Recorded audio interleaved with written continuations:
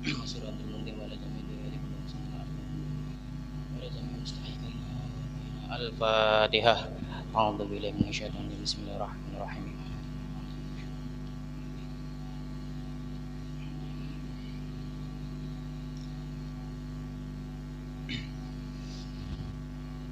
Nggih ngamune sedurunge ganggu wektale panjenengan sedanten.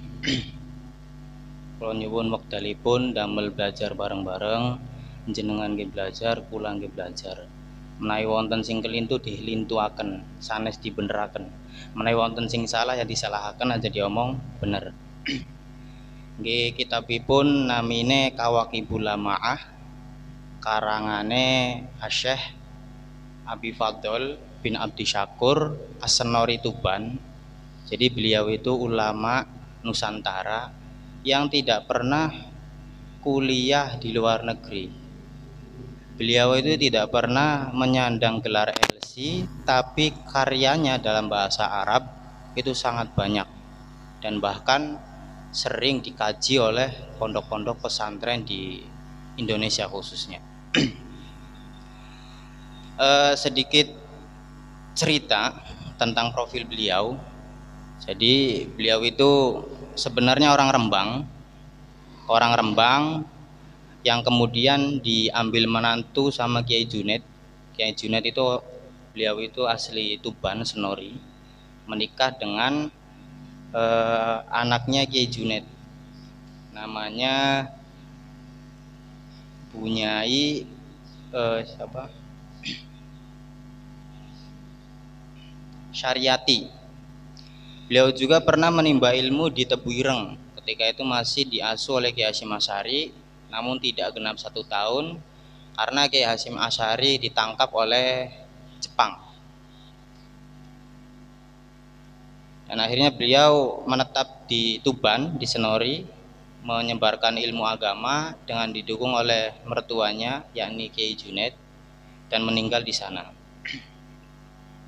Kitab-kitab beliau juga selain Kawakibul Lamaah yang akan kita kaji pada malam hari ini, ada juga salah satu kitab yang pernah sedikit saya baca, judulnya Kasfut Tabareh, yang menerangkan tentang sholat taraweh yang benar mana antara 20 atau 8 rakaat. Aslinya bagaimana kok bisa terjadi khilaf di rakaat sholat taraweh? Nah itu di sana diterangkan. Nama kitabnya Kasfut Tabareh. Beliau wafat tahun 1991. Asli ulama Indonesia. Ya langsung saja kita mulai. Saya bacakan dulu kata pengantar dari musonefnya. Bismillahirrahmanirrahim. Alhamdulillahilladzi ja'alana min ahli sam'i wa ta'ah wa waffaqana li tibai sunnah wa mulazamatil jamaah. Segala puji bagi Allah yang telah menjadikan kami orang-orang yang mau mendengar dan taat, dan juga menjadikan kami orang-orang yang mengikuti sunnah, juga masuk ke dalam golongan wa asyhadu an la ilaha illallah wahdah. Saya bersaksi bahwa saya tidak ada Tuhan selain Allah yang esa. Syahadatan hiya afdaluz zat wa khairu badoa. Syahadat itu adalah saku atau bekal yang paling baik. Wassalatu wassalamu ala sayyidina Muhammad al-makhsus bi'a'dumi syafa'ah. Salawat serta salam semoga tercurah limpahkan kepada Nabi Muhammad sallallahu alaihi wasallam. Nabi yang dikaruniai, yang khusus memiliki syafaat yang paling besar. Mengapa syafaat yang paling besar? Karena Nabi itu mensyafaati umat dari awal beliau sugeng hidup hingga hari kiamat. Beda dengan nabi-nabi sebelumnya. Nabi-nabi sebelumnya umatnya bisa terhitung. Bahkan Nabi Nuh saja yang berdakwah puluhan atau mungkin ratusan tahun, umatnya hanya 80. Ya, jadi Nabi Muhammad mensyafaatinya banyak, lebih banyak. Makanya istilahkan sebagai bi'a'dumi syafa'ah. Sholatan wa salaman yu'amani alahu wa ashabahu wa asya'ahu wa atba'ahu. Sholawat serta salam yang mencangkup keluarganya, sahabatnya, dan juga guru-gurunya, kemudian orang-orang yang ikut atau menganut pada Nabi Muhammad. Amma ba'du. Fayaqul al-faqir ila afi rabbih al-ghafur Ahmad Abu Fadl bin Abdi Syakur al-Mukim bisnori khallasahullahu min kulli mulimin daijuriyin. Orang yang fakir dari rahmatnya Allah, ini ketawaduan musonef. Jadi ada pengarang kitab yang alim, ahli ibadah, tapi masih mengaku bahwa dirinya masih miskin akan pengampunan Tuhannya. Ini bentuk ketawaduan. Ya, yang bernama Syekh Abu Fadl bin Abdul Syakur yang bertempat tinggal di Senori, Tuban. Khalasahullahu min kulli mulimin daijuriyin. Semoga Allah menyelamatkan beliau dari setiap bencana yang gelap. Qad iftaraqa al-muslimuna al-yauma wa tahazzabu wa tajama'u wa ta'assabu. Hari ini berarti setelah kitab ini dibentuk, bahkan sampai sekarang tahun 2025. Ya, sampai sekarang tahun 2025 umat muslim itu terpecah belah. Mereka berkelompok, fanatik, juga geng-gengan. Ya, geng-gengan. Jadi tidak hanya di kalangan anak-anak muda saja yang bisa geng. Ternyata orang-orang yang sudah berumur itu juga ngegeng. Wa kullu firqatin tudda'i annaha ala sunnah wa anna ghairaha ala bid'ah. Setiap dari mereka mengaku bahwa saya sunnah, yang selain saya bid'ah. Kelompok satu bilang demikian, kelompok dua juga bilang seperti itu, saya sunnah, yang kelompok satu bid'ah. Kelompok tiga juga bilang seperti itu, saya sunnah, kelompok 2 dan 1 itu bid'ah. Semuanya mengaku seperti itu.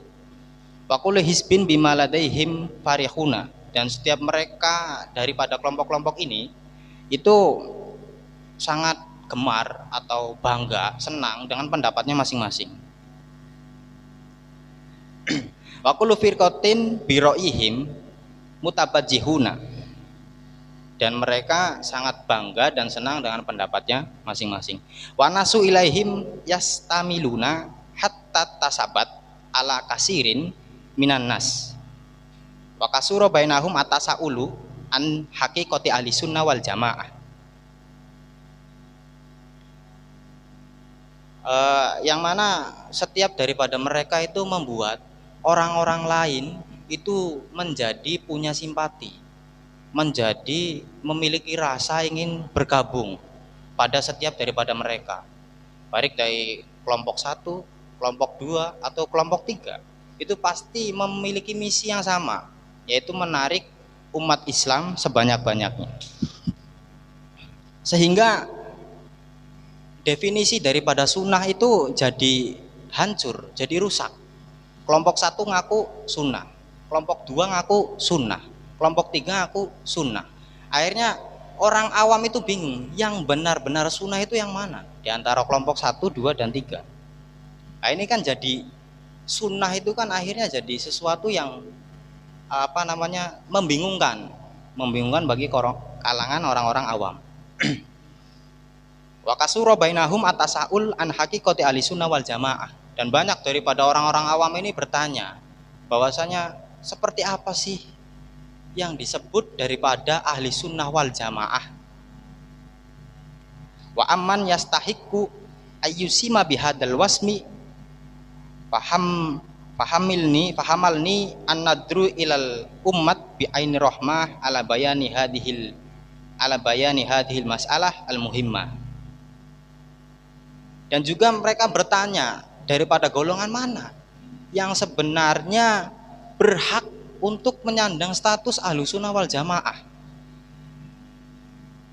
Akhirnya permasalahan-permasalahan seperti inilah yang membuat Syekh Abu Fadl tergerak hatinya untuk membahas masalah ini.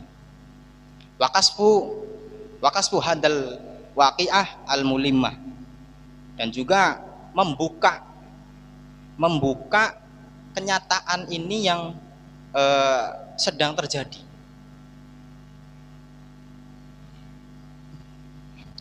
Inqadan lahum min awasifasibhi, karena menyelamatkan orang-orang awam dari angin topan. Angin topan itu diistilahkan keserupaan, Ya, keserupaan antara kelompok 1, 2, 3 ini yang sunnah yang mana? Yang ahli sunnah yang benar-benar ahli sunnah wal jamaah itu yang mana? Wa dzulumatil bid'ah almut almut lahammah, dan juga bid'ah yang gelap. Wasannaftu hadar risalah wasamaituha bil kawakib alamaah fi haqiqatil musamma bi ahli sunnah wal jamaah. Akhirnya beliau Syekh Abu Fadl As-Senori bin Abdul Syakur mengarang kitab yang beliau namakan dengan Kawakib Alamaah fi Haqiqatil Musamma bi Ahli Sunnah wal Jamaah. Wallahu as'alu at-taufiqa wal i'anah wal hidayah wa husnal ibanah. Hadza awanu syuru' fi maksud bi aunil mulkil ma'bud. Ya, Syekh Abu Fadl meminta taufik, petunjuk, pertolongan, hidayah, dan juga keterangan yang baik pada Allah. Dan setelah ini beliau akan memperinci macam-macam daripada yang akan beliau terangkan. Muqaddimatun i'lam anal muslimin fi ahdi rasul ummatun wahidatun lam yakhtalifu fi aqaidihim wala fi a'malihim ikhtilafan yuaddi ila tafarruq wa tahazzub wa ta'assub kama maddahahumullahu bidzalik fi kitabihi al-karim. Perlu diketahui ya bahwasanya umat Islam itu di zaman Rasulullah itu umat yang satu. Jadi nggak ada namanya NU, Muhammadiyah, ya, terus Waminhum, itu nggak ada. Satu, semuanya satu. Ada perbedaan tapi bukan perbedaan yang sampai menimbulkan pada perpecahan. Ikhtilafan yu'addi ila tafarruq wa tahazzub wa ta'assub. Ada perbedaan tapi tidak berupa perbedaan yang menjurus pada perpisahan, menjurus pada kelompok dan geng-geng, juga menjurus pada kefanatikan. Seperti yang telah Allah puji di dalam kitabnya. Jadi Allah saking kompaknya umat Islam itu memuji umat Islam di dalam Al-Quran. Summa lama tuwfiya Rasulullah sora Abu Bakar radhiyallahu an khalifatan lah. Nah, ketika Nabi wafat, kemudian digantilah oleh Abu Bakar As-Siddiq. Yang mana ketika itu bahkan Nabi ya yang statusnya punya cucu Hasan Husain itu tidak menunjuk Hasan dan Husain. Tidak menunjuk Ali yang statusnya sebagai menantu. Itu karena Nabi mencontohkan demokrasi. Jadi itu pertama kali ada demokrasi dalam Islam khususnya itu di sana. Ketika Nabi wafat, Nabi tidak lantas menyuruh, "Hei Ali, jadilah penggantiku. Hei Hasan dan Husain, jadilah penggantiku." Ya. Namun kan kalau di agama Kristen kan itu salah satunya King Baldwin itu yang jadi lawannya Salahuddin Al-Ayyubi kalau tidak salah ketika merebut Yerusalem. King Baldwin itu jadi raja umur 16 tahun. Ya, salah satu faktornya karena darah, karena beliau. Karena King Baldwin itu adalah anak daripada raja. Nabi tidak demikian.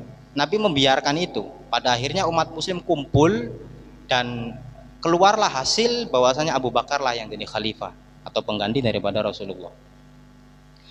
Summa tawalla ba'dahu biikhtilafi minhu Umar bin Khattab radhiyallahu an.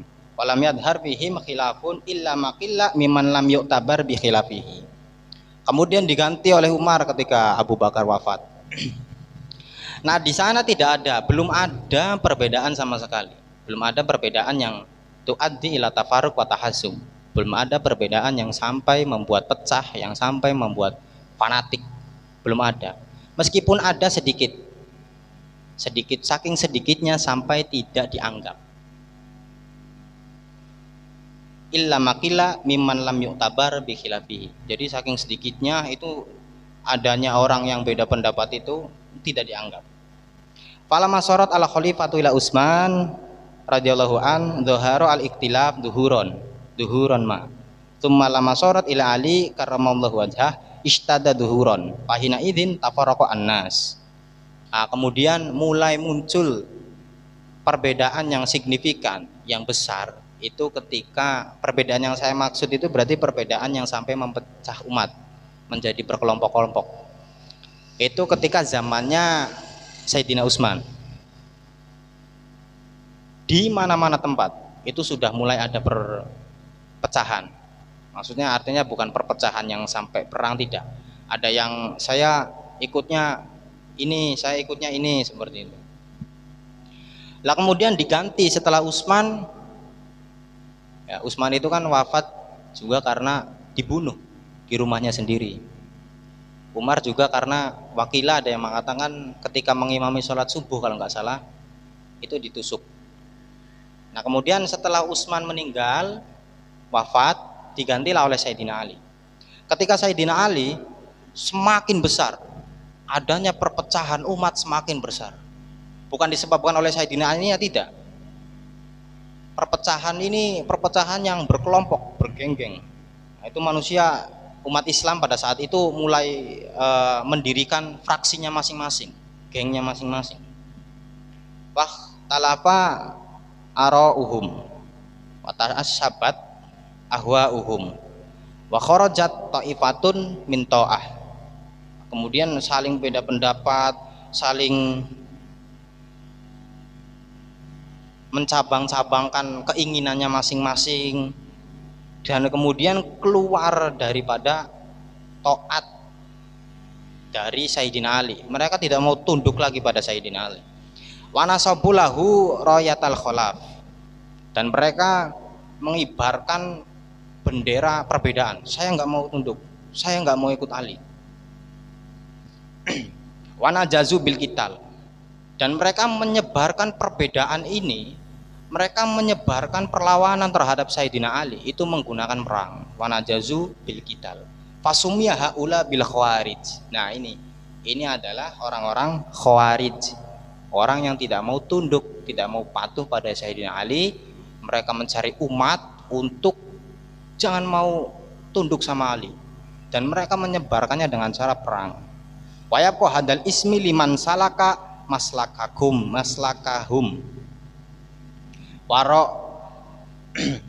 waro yahum. Dan sampai hari ini sebutan khawarij itu disematkan pada orang-orang yang mengikut paham-paham khawarij, mengikut pendapat-pendapatnya khawarij. Ya, kalau di sejarahnya itu ada di kitab Khulasatun Nurul Yakin, itu ada di Darsu Al-Khamis Wasalasun yang menerangkan tentang waqatu Siffin. Jadi itu menerangkan tentang perang Siffin. Ini pertama kali ada Syiah, pertama kali ada Khawarij. Saya bacakan sedikit spill yang ada di kitab Khulasatun Nurul Yakin. Ibtidaul qital min awali Safar sanata 37 bimunawasat Basito. Pertama kali terjadi perang itu pada bulan Safar tanggal 37 di tanah Munawashat. Nah itu awalnya perang antara Sayyidina Ali dan Sayyidina Muawiyah bin Abi Sufyan, sama-sama sahabat. Kemudian ada salah satu orang dari kubu Muawiyah itu menombak Al-Quran sebagai tanda daripada perdamaian, namanya Amr bin As. Ya, jadi di perang Siffin ada tragedi penombakan mushaf dengan sebagai tanda perdamaian, itu adalah Amr bin As. Namun ketika itu Sayyidina Ali tidak mau mengikuti tanda tersebut, karena Sayyidina Ali pikir itu adalah tipu muslihat atau strategi yang diterapkan kubu Muawiyah ketika sedang berperang. Nah, karena kalau dilihat dari ritme ceritanya sudah dipastikan ketika itu pasukan Ali sedang menang, karena nggak mungkin, kalau nggak kepepet nggak mungkin nusuk mushaf. Pasukan Ali kayaknya sedang menang. Kemudian dari pasukan Ali tersebut menanggapi pendapat Ali mengenai mushaf yang ditombak itu ada dua kubu. Yang pertama, kubu yang ikut atau ikut pendapatnya Sayyidina Ali, itu namanya Syiah. Yang kedua, kubu yang tidak ikut. Artinya mereka lebih memilih sudahi saja perangnya. Mereka sudah menancapkan Al-Quran atau mushaf pada tombak. Itu sudah menunjukkan arti damai. Nah, kemudian ternyata lebih banyak orang yang tidak sependapat dengan Sayyidina Ali. Kalau Sayyidina Ali kan mengatakan itu hanya tipu muslihat, itu hanya strategi perang. Yang satunya mengatakan tidak, itu benar-benar ajakan untuk damai. Ternyata lebih banyak orang yang mengatakan tidak sependapat dengan Sayyidina Ali. Karena lebih banyak masanya, lebih banyak orang yang tidak setuju, akhirnya ketika itu perang dihentikan. Kemudian seberjalannya waktu, ternyata orang-orang Khawarij ini malah menghina keputusan Ali ketika itu untuk menghentikan perang. Padahal mereka yang awalnya tidak setuju perang untuk dilanjutkan karena ada mushaf yang ditombak.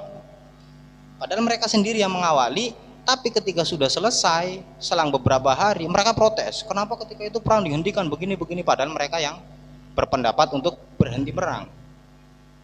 Kemudian membuat kerusakan. Orang-orang Khawarij ini membuat kerusakan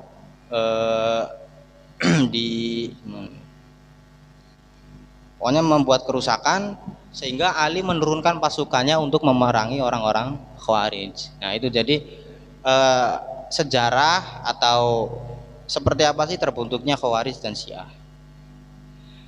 Wa afradat ta'ifatun ukhra fi hubbihi washtadda ta'assubuhum lahu wa taghallu fi dzalik.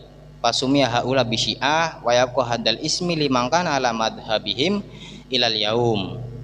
Nah, ada satu pantan yang fanatik atau sangat cinta pada Sayyidina Ali, dan cintanya, fanatiknya mereka itu melewati batas. Nah, orang-orang ini disebut sebagai orang-orang Syiah. Wayabqa hadal ismu limang kana ala madhabihim ilal yaum. Dan nama ini, nama Syiah sampai hari ini itu diperuntukkan bagi orang-orang yang memiliki pendapat demikian. Orang-orang yang punya cinta pada Sayyidina Ali akan tetapi melebihi daripada batasnya. Waftaraqat kullin min hataini ta'ifataini ila firaqin ukhra. Dan dari dua golongan ini nanti berpecah dan bercabang menjadi banyak-banyak golongan yang lain. Dan jadi sesuatu yang berlebihan, bisa diambil kesimpulan dari cerita ini, sesuatu yang berlebihan itu tidak baik. Pan sengit ning uang terlalu berlebihan beli bagus, pan demen ning uang terlalu berlebihannya beli bagus. Wis sing biasa-biasa bae, umatan wasaton. Kanjeng Nabi kan sing awit kemen ngomong umatan wasaton iku ya khairul ummah. Umat yang paling baik itu ya umat yang setengah-tengah. Fanatik pisannya ora, sengit pisannya ora. Wa kullun min tilkal firaq yad'u annasa ila ra'yihi wa madhhabihi. Dan setiap daripada mereka itu berdakwah pada setiap umat untuk ayo masuk golongan saya, ayo masuk golongan saya. Summalam tazal firqatun tadharu ithra ukhra hatta yaftariku annas ila firaqin kasirah. Dan mereka tidak pernah berhenti untuk memamerkan ketidakberagamannya pada orang-orang lain. Jadi misalkan saya punya ciri khas begini, ya saya tonjolkan ciri khasnya. Saya nggak mau sama dengan kubu B, saya nggak mau sama dengan kubu C. Sampai pada akhirnya hal tersebut membekas pada umat Islam berupa munculnya golongan-golongan yang lebih banyak lagi. Wa kullun yas'amu anahu alal haq. Dan setiap daripada mereka mengaku bahwa dirinya benar. Saya yang benar, B salah. B yang benar, C salah. Terus demikian. Falam yazalu yazdaduna ikhtilafan hatta idza lam yabqa min qarni tabi'in illa qalil. Dhaharat firqatun ukhra sammu anfusahum bi ahlil adli wa tauhid hum al-mu'tazilah. Dan kemudian eh, seiring bertambahnya waktu perbedaan semakin banyak, perbedaan semakin bertambah, sehingga pada gurunya tabi'in itu tidak ada perbedaan kecuali sedikit. Jadi muncul beberapa golongan-golongan, dan bahkan ada salah satu golongan yang menamai dirinya sebagai ahli adil dan tauhid, dinamai dengan kaum Mu'tazilah. Nah, kaum Mu'tazilah ini selalu mengedepankan logika. Kayak misalkan contoh simpelnya, saya kenyang karena makan. Kalau kita kan tidak. Kita itu kenyang ya karena Allah. Berarti Allah sah-sah saja ketika kita makan satu tower ya, full nasi, atau satu nampan full nasi, kita makan sendirian, itu kita nggak diberi kenyang, itu sah-sah saja. Tapi kalau Mu'tazilah seolah-olah menampik itu semua, karena mereka berpikiran orang kenyang ya karena makan, ya orang kenyang karena makan. Buktinya padahal banyak. Salah satunya ya Ashabul Kahfi, itu tidur sama berapa ratus tahun di goa, tidak makan tidak minum, nyatanya masih hidup. Nah, itu kan sesuatu yang nggak bisa dilogikakan. Tapi bagi orang-orang Mu'tazilah itu harus sesuai logika. Jadi Allah itu harus patuh terhadap aturan akal. Nah, itu kan nggak boleh. Allah itu kan punya sifat kudroh, punya sifat iroda, yang mana ya sudah sesuka-sukanya Allah saja gitu. Kita nggak makan kemudian diberi kenyang, ya sah-sah saja. Wahina idzin hadasa ihmu ahli sunnah wal jamaah lilladina lazamu sunnatan nabi wa tariqatas sahabah fil aqaid ad-diniyah wal a'mal al badaniyah wal akhlaq al qalbiyah. Dan kemudian ada salah satu kaum yang menyebut dirinya sebagai ahlu sunnah wal jamaah. Ya, ini golongan-golongan yang menetapi sunnahnya Nabi, menetapi torekohnya sahabat dalam akidah, agama, amal-amal badan, dan juga akhlak-akhlak hati. Ya, jadi awas, di kitab ini nanti menerangkan mana yang benar-benar ahlu sunnah, mana yang benar-benar bukan ahlu sunnah. Tidak menyalahkan, wah ini salah, ini bukan, ini benar, ini salah, ini sesat, enggak. Cuma ini hanya menerangkan bahwasanya kriteria ahlu sunnah jamaah ya seperti ini. Ya, awas jangan sampai salah masuk ahlu sunnah, nanti tiba-tiba beli rambut penumbuh rambut, bahaya. Ya, banyak yang aku sunnah modal minyak. Paman istaghala minhum bi iqamatil hujaj wa dalail al aqliyah wa naqliyah lil umur al i'tiqadiyah summiya bil mutakallimin awi ahlil kalam.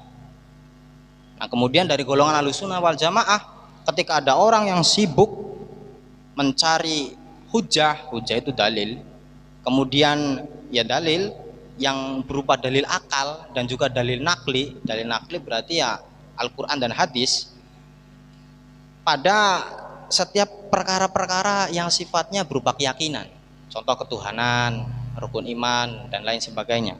Nah, orang-orang ini yang sibuk dengan hal-hal tersebut dalam ahlu sunnah wal jamaah disebut sebagai mutakallimin atau ulama ahlil kalam. Waman istaghala minhum bi ilmil ibadat al badaniyah wal muamalat wal munakahat wal fatawi fil aqdiyah al hukumat wa nahwi dzalik summiya bil fuqaha awil ahlil fikhi. Nah, kemudian kalau dalam ahlus sunnah wal jamaah ada orang-orang yang sibuk mengerjakan ilmu-ilmu ibadah yang sifatnya fisik, kemudian perdagangan, mengurusi pernikahan, berfatwa-fatwa terhadap setiap hukum-hukum dan selain sebagainya, maka orang-orang ini disebut sebagai fuqaha atau ahli fikih.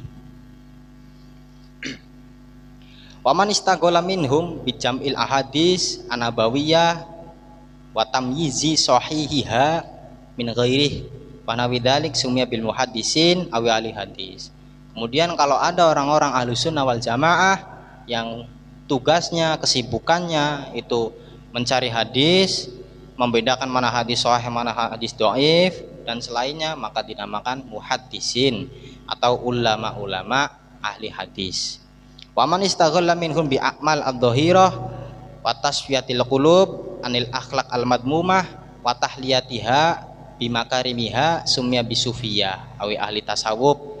Kalau orang-orang yang sibuknya beramal dohir dan membersihkan hati, maka membersihkan hati daripada akhlak-akhlak yang tercela dan juga memperindah akhlak dengan kemuliaannya, maka orang-orang ini disebut dengan ahli sufi atau ulama sufi atau ulama tasawuf.